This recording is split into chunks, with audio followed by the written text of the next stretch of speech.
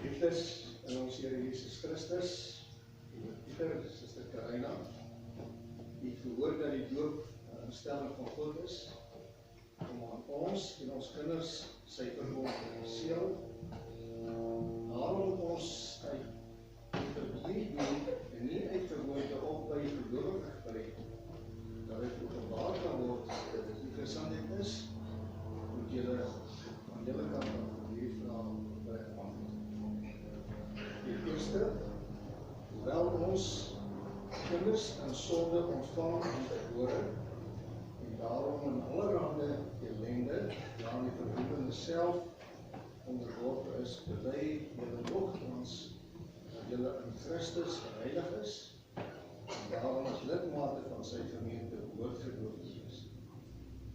Die tweede, bely u dat die leer wat in die Ou en Nuwe Testament en die artikels van die Christelike geloof bevat is, en in die Christelike kerk hier geleer word, die ware en volkome leer van die saligheid is.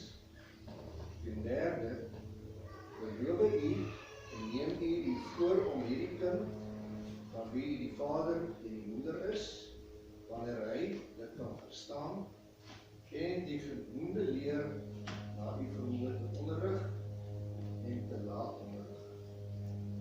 Pieter, antwoord? Ja. Suster Karina? Ja. Broeders en susters, Jammer, nie antwoordskap hoor. Broeders en susters, na die doop sing ons die egpaar en kind wat gedoop word hartlik toe uit Psalm 134, die derde en die vierde vers, Psalm 134 vers 3 en 4, en die seënbede. Nou wil ons saam staan vir die gebed.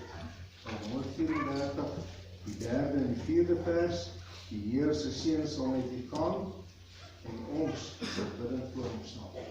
Bly dan daarna staan vir die gebed.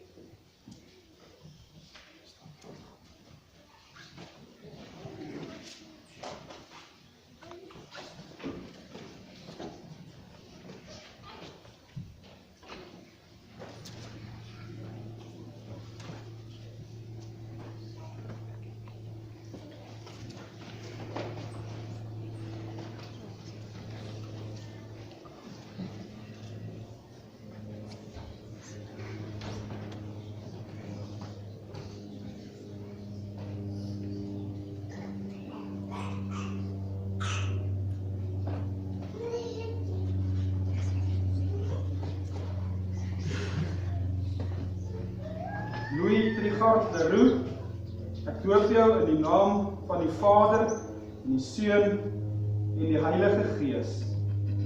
Amen.